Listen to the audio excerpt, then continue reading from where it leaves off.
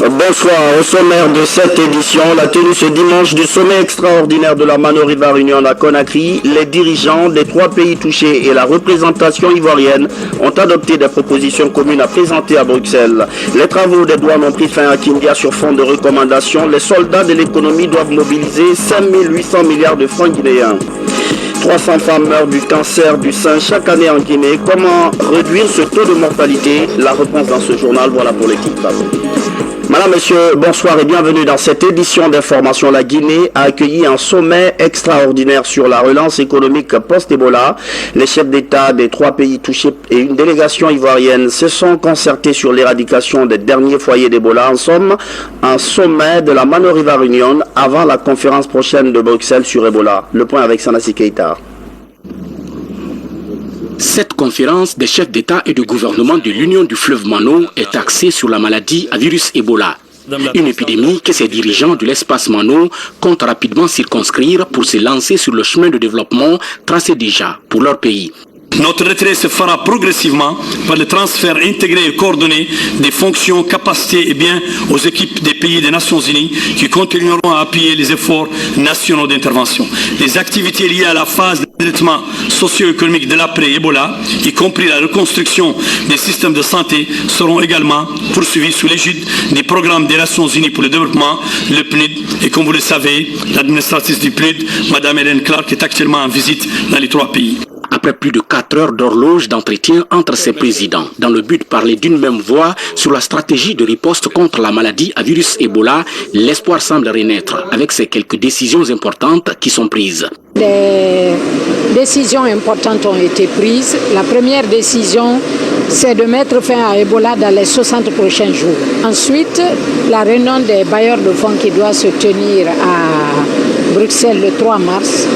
Les 3 États ont décidé que c'est Mme Ellen Sirleaf-Johnson qui serait le porte-parole des 3 pays pour s'adresser à la communauté des bailleurs de fonds. La 3e décision, c'est que les chefs d'État ont décidé qu'ils rendraient compte de l'utilisation des fonds qui ont été mis à disposition pour la lutte contre Ebola. D'abord pour eux-mêmes, mais ils demandent également que les partenaires rendent compte des ressources qui ont été utilisées pour la lutte contre Ebola. Enfin, il y a le fait que les 3 chefs d'État ont demandé aux partenaires au développement de s'inscrire dans la ligne de l'initiative de la Mano River qui a été formulée avec l'appui technique de la Banque africaine de développement pour la relance économique après Ebola. Ce sommet de la Mano River Union est une initiative du professeur Alpha Condé, président en exercice de l'Union du fleuve Mano, pour permettre à ce que les 3 pays touchés par l'épidémie à virus Ebola puissent faire le point déjà de la riposte de la lutte sur le terrain. Et il est à noter par tous que des progrès sont faits, mais que le plus difficile reste devant nous. Il faut rester mobilisé et continuer à combattre le virus. Et le deuxième enjeu était de mettre en harmonie les projets de relance post-Ebola. Crise Ebola, comment les pays vont se reconstruire sur le plan économique, récupérer leur retard de relance et asseoir un développement permettant de satisfaire les besoins essentiels des populations en matière d'infrastructure, d'énergie, d'agriculture, en matière de santé et aussi surtout. Dans cette déclaration conjointe, les chefs d'État et de gouvernement de l'espace Mano ont reconnu les efforts déployés par les États et la communauté internationale qui ont conduit au déclin des infections de la maladie. Ils se sont engagés à réaliser l'infection zéro Ebola dans les 60 jours à compter de ce jour, 15 février 2015, tout en demandant à la communauté internationale de leur fournir l'appui nécessaire pour réaliser cet objectif. Et la conférence des donateurs pour les pays touchés par l'épidémie d'Ebola, prévue le 3 mars prochain à Bruxelles, se situe dans cette trajectoire. Alors, au terme de ce sommet extraordinaire des chefs d'État et de gouvernement du fleuve Mano, professeur Alpha Condé a raccompagné ses homologues du Libéria et de la Sierra Leone en début de soirée. Le président Ellen Johnson Sirleaf du Libéria, Dr Ernest Bai Koroma et les représentants du président de la Côte d'Ivoire ont évoqué l'ensemble des questions liées à Ebola dans l'espace Mano. Un sommet extraordinaire qui a permis d'ailleurs d'harmoniser les programmes afin que l'aide des Nations Unies et de l'Union européenne tienne compte des réalités. Les chefs d'État sont repartis avec l'espoir d'avoir répondu aux attentes du sommet. Vous les voyez en image. Je vous le disais au sommaire, les rideaux sont tombés hier sur la retraite des douanes à Kindia, 3 jours de travaux et un objectif chiffré. Les soldats de l'économie guinéenne doivent mobiliser 5 800 milliards de francs guinéens, exercice budgétaire 2015. D'autres priorités ont été également adoptées, notamment la poursuite de la lutte contre Ebola. Isidore Gonona Nanamo de Tunkarata. C'est une occasion saisie par le directeur de l'Armatan Guinée, Sansi Kabadjakiti, d'informer le Premier ministre Mohamed Seydou Fofana de la tenue à Conakry du 23 au 25 avril prochain de la 7e édition des 72 heures du livre. C'est un événement qui a fait ses lettres de noblesse dans le registre des activités culturelles du pays. La Guinée en tant que telle n'a pas le salon du livre. Mais l'Armatan Guinée, depuis 7 ans, a initié les 72 heures du livre, une activité qui a pris aujourd'hui une envergure internationale et très majeure. Avec l'Armatan Guinée, il faut le dire, c'est un compagnon qui aide le ministère à s'affirmer parce que tout ce que l'Armatan fait s'inscrit dans la logique de la promotion de la culture guinéenne en général, mais le livre en particulier. On est venu dire aux grands frères, nous sommes à la 7e édition, aidez-nous à devenir moins petits. Il a tenu la promesse et les dossiers vont circuler. Le deuxième dossier, c'est Conakry postule pour être capitale mondiale du livre en 2007. Malgré le contexte économique particulièrement difficile en Guinée, le Premier ministre Fofana a promis que toutes les dispositions seront prises pour la réussite de cet événement culturel qui fait la promotion du livre en Guinée. Je vous avais dit l'année dernière que le gouvernement prendrait ses responsabilités dans ce domaine. Donc nous en tenons toujours à ça. Je suis donc heureux que vous venez nous voir pour nous faire part de cette volonté d'organiser les 72 heures de livre cette année aussi et le projet de faire de Conakry capitale mondiale du livre. Je dois vous dire que malgré le contexte marqué par Ebola, nous comprenons réellement l'apport que vous faites pour la Guinée. Les Guinéens commencent à apprendre à lire et même les plus sceptiques commencent à comprendre que on ne peut pas construire ce pays sans que, n'est-ce pas, la lecture, le livre ne soit remis dans la place qu'il faut. Donc, je tiens à vous remercier pour tous ces efforts que vous faites pour promouvoir le livre ici en Guinée et donner aux Guinéens le goût du livre, en vous rassurant que nous, de notre part, conformément aux promesses qui ont été faites l'année dernière, nous ferons en sorte que le gouvernement soit suffisamment impliqué. Climat et environnement, c'est le thème choisi cette année pour célébrer la 7e édition des 72 heures du livre organisée par l'Armatan Guinée. C'était plutôt un reportage de Hadi Kamara sur les préparatifs donc, du Salon du Livre, les 72 heures.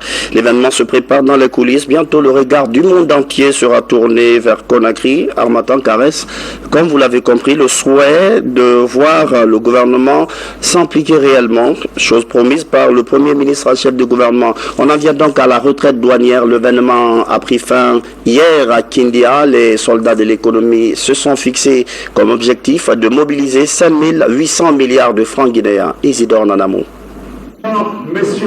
En signant ce contrat de performance, les soldats de l'économie nationale sont désormais engagés à mobiliser 5 800 milliards de francs guinéens au titre de l'exercice budgétaire 2015. Pour y parvenir, les travaux de Kindia recommandent la modernisation de l'administration douanière en faveur de la poursuite des objectifs non atteints en 2014. Mettre en œuvre le plan d'action 2015 de la Direction générale des douanes, de poursuivre les travaux de construction de l'École nationale des douanes, de privilégier la formation et le perfectionnement des cadres et agents des douanes. Les quotas sont répartis entre les différentes unités pour l'atteinte des objectifs chiffrés cette année. Toutes les structures savent désormais ce qu'elles doivent faire pour permettre à la douane guinéenne de réussir sa mission. Les prévisions du budget 2015, non seulement nous allons les atteindre, mais on va les dépasser pour rattraper le manque à gagner avec la période de Ebola. En termes chiffrés, pour la région de Conakry Centre que j'ai l'honneur de diriger et de manager, les recettes sont fixées à 3 073 milliards. Et sur les 3 067 milliards, nous avons 2 889 milliards en recettes pétrolières et 165 milliards en recettes issues des autres produits. Et je crois qu'avec l'engagement de mes chefs d'unité et de mon personnel, nous réussirons à faire les 100%, voire les dépasser. La douane guinéenne s'est assignée d'autres objectifs en 2015. Outre sa mission fiscale, elle doit aussi poursuivre son engagement dans la lutte contre la fraude et la criminalité transfrontalière. Vous devez mener à bien les réformes et les modernisations du service, faire preuve de plus d'éthique et de sens de responsabilité et de devoir civique envers les usagers. Engagés à gagner le pari de la mobilisation des recettes 2015, les soldats de l'économie doivent également garder leurs armes affûtées pour la guerre contre Ebola. Ebola justement, qui a porté un sérieux coup sur le secteur de la publicité, mais l'OGP continue de déployer des moyens pour rentabiliser ce domaine. L'inauguration de l'antenne régionale de Kindia s'inscrit dans ce sens. La direction de l'Office guinéen de publicité veut mettre de l'ordre dans ce secteur en province. Ansouman Toumani Kamara. La ville de Kindia est actuellement au cœur de la politique d'investissement de l'État, surtout dans le cadre de la création d'emplois jeunes. L'implantation ici d'une antenne régionale de l'Office guinéen de publicité va permettre d'offrir des contrats à durée déterminée à une dizaine de jeunes. Leur rôle est de veiller à la réglementation du secteur de la publicité dans la capitale des agrumes. Un rôle délicat puisqu'il faut d'abord passer par la sensibilisation pour prédisposer les mentalités à rompre avec la gestion traditionnelle encore en cours dans l'arrière-pays. Ce que la direction générale attend de moi, c'est de produire des résultats concluants. Par conséquent, j'attends la même chose de l'équipe avec laquelle je suis appelé à travailler. Les résultats, c'est mieux cerner le secteur de la publicité, procéder non seulement à la sensibilisation, au recensement de tous les supports publicitaires, leur facturation et au recouvrement. Il s'agit de la toute première structure OGP de l'intérieur du pays. Les jeunes qui seront recrutés passeront d'abord une période d'essai entre 3 et 6 mois, le temps de leur formation. Cette volonté de mettre en place des antennes OGP dans les différentes régions du pays résulte d'une vision politique qui consiste à faire participer toutes les structures à l'essor national de développement. Là où l'OGP n'est pas, la publicité se fait au niveau local, que ce soit à Kindia ou ailleurs. Mais si l'OGP est absent sur le terrain et que donc les recettes ne peuvent pas suivre, donc c'est pour mieux créer des démembrements de l'OGP pour permettre de récupérer l'argent généré par la publicité dans les différentes villes de notre pays. Donc c'est à travers cela que nous allons, à travers la création donc de ces démembrements de l'OGP, que nous allons récupérer l'argent qui est perdu depuis 29 ans. Donc c'est pour vous dire aujourd'hui que ça crée l'emploi, ça récupère les fonds perdus par l'État et ça permet d'améliorer la mobilisation des ressources internes qui doivent participer en fin de compte, n'est-ce pas, à l'édification de notre pays. C'est en 1986 que l'Office guinéen de publicité a été créé. La Guinée n'avait pas encore un tel flux de publicité à gérer. Mais les 3 dernières décennies de l'institution ont été moins rentables. L'OGP était une boîte de Pandore pour un groupe restreint de personnes jusqu'à sa relance par le président de la République, professeur Alpha Condé. Ministère de la Jeunesse, le ministre Moustapha Naïti encourage les travailleurs des chantiers de pavage de chaussée à rester dans le délai contractuel. C'est un projet du chef de l'État, professeur Alpha Condé. Les premiers travaux d'expérimentation ont lieu dans les communes de Kaloum et Matoto. Une visite du ministre sur le terrain pour voir le niveau de réalisation des activités. Mamadi Terna Kamisoko.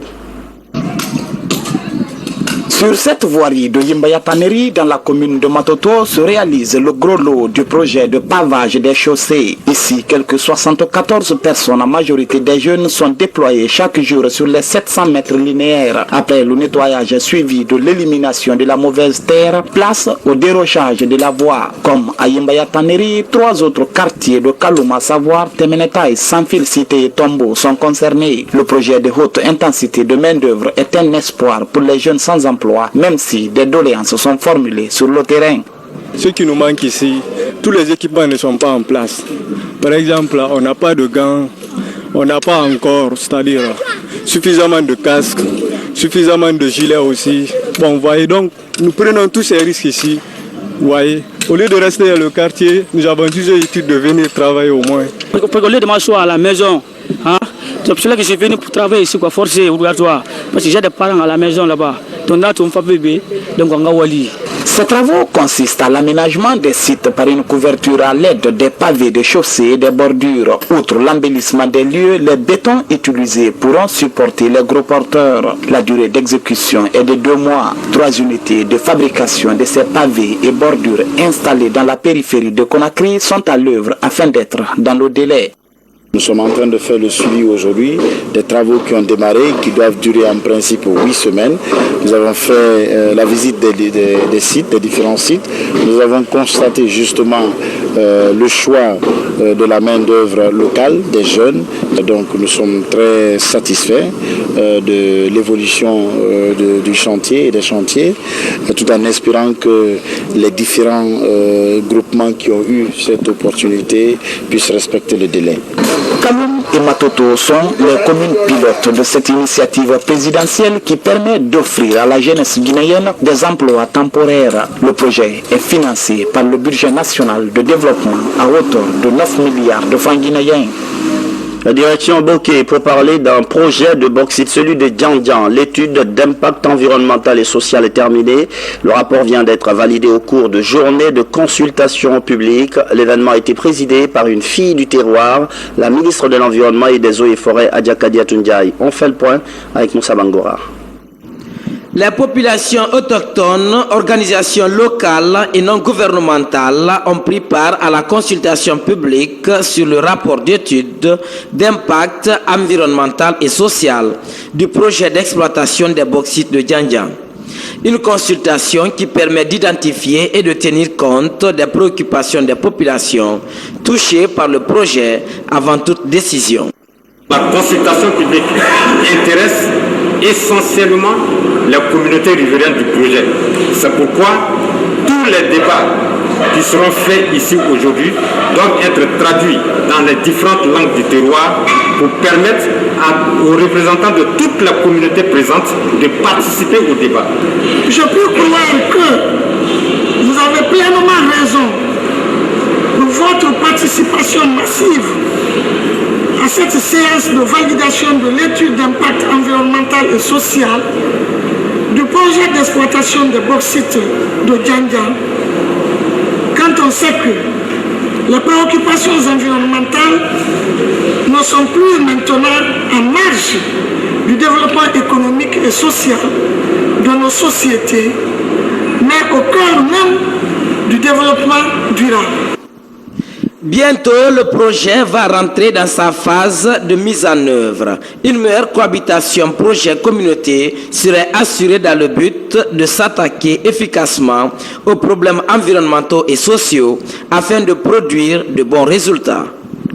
Environnement toujours avec une formation en technique de protection de la nature pour les soldats des eaux et forêts. Il vous souviendra que c'était une priorité pour la première responsable de ce département. Les bénéficiaires sont désormais outillés à mieux lutter contre la déforestation. Younes Atawel Kamara. Lutter contre les feux de brousse et la coupe abusive des bois dans la région administrative des Bokeh, c'est le combat que comptent mener désormais les soldats des eaux et forêts. Ces conservateurs de la nature ont bénéficié dans ce sens d'une formation en technique de protection de l'environnement. Il a été question de renforcer leur capacité opérationnelle en vue de mieux sauvegarder les ressources environnementales de la région de Bokeh. Vous vous rendez aisément compte que notre environnement est durement entretenu. En saison sèche, il n'y a que des feux de brousse partout. Nos forêts sont en recul net. Nos cours d'eau sont en train de s'assécher. Que de désolation lorsque nous prenons des routes. Les cours d'eau qui étaient luxuriants avant. Si vous allez sur la route Bokeh-Gawal, si vous vous promenez sur le Bogo, si vous êtes patriote, vous aurez les larmes aux yeux. L'environnement est de nos jours sérieusement menacé à travers la déforestation et autres pratiques néfastes à l'écosystème. Le respect strict des règles de bonne conduite est alors nécessaire. Le personnel du corps paramilitaire des conservateurs de la nature doit se rendre disponible à tout moment et à tout lieu du territoire national en cas de réquisition. Au terme de cette formation, les agents des eaux et forêts de la région administrative de Boké ont reçu des grades, histoire de motiver davantage ces conservateurs de la nature dans la lutte difficile pour la sauvegarde de l'environnement de la région. L'humanité a célébré récemment la journée de lutte contre le cancer. En Guinée, le cancer du sein est une pathologie extrêmement répandue chez les femmes. La maladie cause au moins 300 décès par an. Ce soir, je vous propose un reportage grand format sur la triste réalité de certaines femmes guinéennes. Adia Toubari, Mamadou Alpha Baldé. Aïcha Souma a 20 ans. Élève de terminale sciences mathématiques, elle est la plus jeune patiente atteinte du cancer du sein. Le cancer du sein, Aïcha a senti les symptômes en 2014. Depuis, elle fait la chimiothérapie. Actuellement, il y a du mieux, sauf aussi le moment de traitement arrive, ça commence à me faire mal petit à petit. Quand j'appelle le docteur, je lui signale ça, il me prescrit des produits, de le prendre en attendant. Selon les statistiques, les femmes âgées de plus de 35 ans sont plus exposées au risque du cancer du sein. Mais la majorité des cas cancéreux est découverte à un stade tardif. C'est le cas de Fatou Keita, déjà amputée. J'ai remarqué une boule dans mon sein gauche en 2010. Avec un peu de négligence, ça a passé. En 2012, quand les douleurs ont commencé, j'ai aussi pris le chemin de l'hôpital. Donc arrivé ici, j'ai été amputée le 13 avril 2013. Ça me fait 2 ans comme ça. Mais vraiment, j'ai fait un bon suivi. On m'a opéré. Depuis lors, ça va beaucoup mieux. Maintenant, l'opération, c'était bon. Je suis en train de prendre des médicaments maintenant. Je mange bien et je vais me promener très bien avant que je ne peux pas promener parce que si je sors du soleil, là, j'ai eu des vertiges. Le dépistage précoce du cancer du sein est un atout majeur dans son traitement. En Guinée, les moyens de dépistage sont presque inaccessibles aux populations. Dans les différentes structures sanitaires publiques du pays, il n'y a pas de mammographie de dépistage. Un cancer découvert tôt, le traitement il est peu coûteux et il entraîne un résultat efficace. Le taux de guérison il est élevé. La deuxième chose, c'est d'inviter quand même les associations, le pouvoir public, les bonnes volontés à créer des conditions de travail qui permettent de rendre accessible à ces différentes méthodes de diagnostic et de traitement. Chaque année, plus de 600 cas de cancer du sein, dont 300 décès, sont enregistrés en Guinée. Pour réduire le taux de mortalité lié à cette maladie, l'Association guinéenne pour la lutte contre le cancer est mise en place. Son combat, sensibiliser et faciliter la prise en charge des personnes atteintes de ce type de cancer. D'informer la population sur l'existence effective de la maladie qu'on appelle le cancer, mais aussi informer, éduquer les personnes par rapport aux différentes méthodes de prévention pour la lutte contre le cancer et aussi les apprendre les différentes habitudes alimentaires que nous devons adopter en vue d'éviter le cancer. À 3 ans de sa création, l'Association guinéenne pour la lutte contre le cancer compte 15 membres. En 2014, elle a fait le dépistage des cancers cutanés chez 147 albinos, dont 7 traités. Cette année, l'AGICAM sensibilise les femmes au dépistage du cancer du sein à travers l'autopalpation, en vue de trouver une boule dans le sein. Nul n'est au-dessus de la loi. Si l'on a dit stop aux fausses rumeurs, cela concerne tout le monde sans exception aucune, au risque de s'exposer aux répercussions de la loi. C'est ce qui est arrivé dans le cas de l'imam de Wankifon d'Ankoya. Il a été interpellé pour propagation de rumeurs infondées autour d'Ebola, des propos qui ont incité au soulèvement et à la violence contre le personnel sanitaire de la localité. Duralex, Sedlex, Dantoumassouma.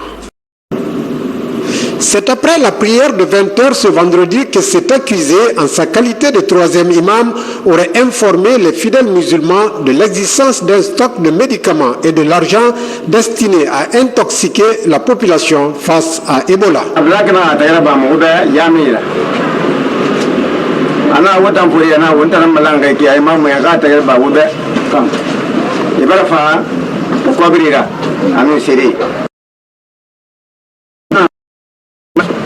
na nan tamu na seri jama'a jamfama awa ana fonga arabilen goma ana wonga woma ko lanye nani wonga wonje takan meni ana kane tegreba mbe yamira na yumema banna tegreba population na ko seri jama'a bilen ka ko fina nyere. La fausse nouvelle prise au sérieux ici était comme une tentative d'intoxiquer avec ces médicaments.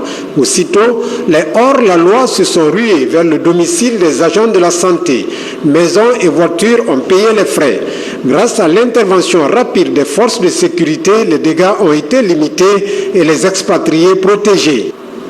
Les enquêtes se poursuivent pour faire toute la lumière pendant que l'accusé principal, Abakar Kamara alias Black, en cavale, est activement recherché et son épouse est arrêtée par les forces de sécurité. La gestion et la prévention des conflits, c'est l'intitulé d'un projet social.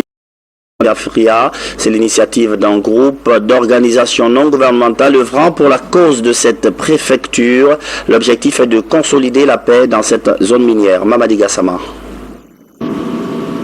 L'arrêt des activités de l'usine Ressal Fria impacte sur la vie des citoyens de Fria. Pour manifester leur solidarité à l'endroit des citoyens, le consortium des ONG qui œuvrent pour la cause de Fria est ici à la Cité des Allumines pour lancer un projet de prévention et de gestion de conflits. Ce projet a été conçu pour accompagner cette attitude paisible des populations de Fria sur le terrain. Le projet a prévu d'accompagner les jeunes et les femmes dans 4 projets générateurs de revenus, des activités génératrices de revenus. Ça peut être la teinture, la saponification et toutes ces activités que les femmes et les jeunes peuvent réaliser sur le terrain et gagner un petit niveau de vie. Pour réussir sa mission, le consortium envisage d'implanter des cellules d'alerte précoce à travers toute la préfecture de Fria. Ces cellules auront pour principale mission de faire l'éducation citoyenne des populations à travers des campagnes de sensibilisation. Lorsque nous voyons des partenaires aujourd'hui qui viennent nous aider à débattre ce thème, c'est vraiment une satisfaction parce que nous savons que ça nous aide à atteindre notre objectif qui est celui de canaliser la population à travers la quiétude, la paix et la sécurité. Soyez-en rassurés que nous, en tant qu'OIM, et à travers nous, l'ensemble des agences du système des Nations Unies, nous allons continuer à soutenir Fria. Le projet Prévention et Gestion des conflits à Fria est financé par le Fonds de consolidation de la paix à travers l'Organisation internationale des migrations. En marge du lancement du projet, le consortium des ONG a procédé à la remise des tables bancs et fournitures scolaires aux différentes écoles de la préfecture de Fria. Des fournitures scolaires également, mais cette fois-ci pour l'université Barack Obama, 12 000 livres offerts par l'ONG GRAD, groupe de réflexion et d'appui au développement, un don pour résoudre le problème de la documentation dans cette université. Saliouba, Tawel Kamara. À l'université Barack Obama, l'arrivée de ces livres augure une année académique promoteuse. Ces documents, au nombre de 12 000, correspondent aux diverses filières dispensées dans cette institution. Ce geste de l'ONG GRAD Guinée vise la qualification de l'enseignement et de la recherche dans cette université. Je suis comblé de joie de voir de tels ouvrages dans mon université aujourd'hui. Mon objectif, moi, c'est d'améliorer cette université. Quand on voit la quantité d'ouvrages que nous venons de recevoir de la part d'une ONG française, cela prouve à suffisance que vraiment la coopération Nord-Sud fonctionne à merveille au niveau de l'université Barack Obama. Avec l'enseignement basé sur le système LM, l'orientation est inéluctable. Ici, encadreurs et étudiants se disent soulagés. La lecture aujourd'hui se réduit peu à peu, mais elle existe toujours. Mais à l'université Barack Obama, nous avons une politique de motivation, d'animation à la bibliothèque qui permet en réalité de mobiliser les étudiants, mais aussi les enseignants-chercheurs à aller vers la bibliothèque. Nous devons nous efforcer à lire. Parce que lire, c'est acquérir beaucoup de connaissances. On ne peut pas tout acquérir en classe. Nous aussi, nous devons nous former. L'obtention de ces livres marque le début d'un nouvel élan dans le perfectionnement de la formation à l'université Barack Obama. Sport, sortie gagnante pour le Sili cadet de Guinée en 0 contre la Zambie. Cette Coupe d'Afrique des Nations catégorie des cadets se tient à Niamey au Niger. Le Niger qui a perdu 2-0 contre le Nigeria. Le prochain match du Sili cadet, ce sera contre les Green Eagles du Nigeria. C'est la fin de cette édition d'information. Merci à vous qui nous suivez depuis Yimbaya Pharmacie et partout en Guinée. Merci.